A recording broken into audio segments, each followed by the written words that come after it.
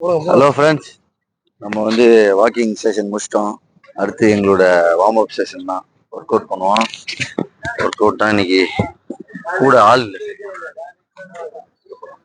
நம்ம தான் இருக்கிறோமாங்க, நம்மளுக்கு யாருங்க தேவை இல்லைங்க. வீடியோ எடுக்குது ஆள் இல்லை. எப்பயுமே தனியா இருக்கும்னு நினைக்க கூடாது. புரியுதுங்களா? நம்ம தான் 100 பேருக்கு சமம். நம்ம தான் 100 பேர் சமம். அதனால நாங்க எங்களுடைய வேலையை பண்றோம். யாரு வராங்க வரல அதை பத்தி நான் கவலைப்படல. இந்திய ராணுவத்துக்கு சல்யூட்.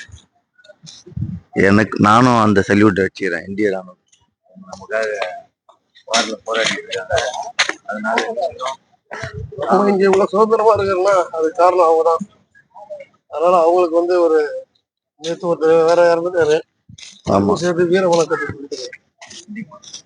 ஒரு வீர வணக்கம். பட்டாலியன் வீர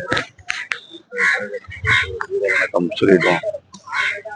முடிச்சுட்டு அப்புறம் எங்க ஒர்க் அவுட்டை நாங்க ஸ்டார்ட் பண்றோம். இதுக்கு மேல போட முடியாது. நாங்க பண்றோம். முடிஞ்ச வரைக்கும் நீங்க எங்களை ஃபாலோ பண்ணி காலைல வாக்கிங் போக ட்ரை பண்ணுங்க. வாக்கிங் போனா எவ்வளவு நல்லதுன்றது உங்களுக்கு போக போக தெரியும். அப்புறம் நீங்க எல்லா நோய்க்கும் மருந்து எக்ஸசைஸ் தான்.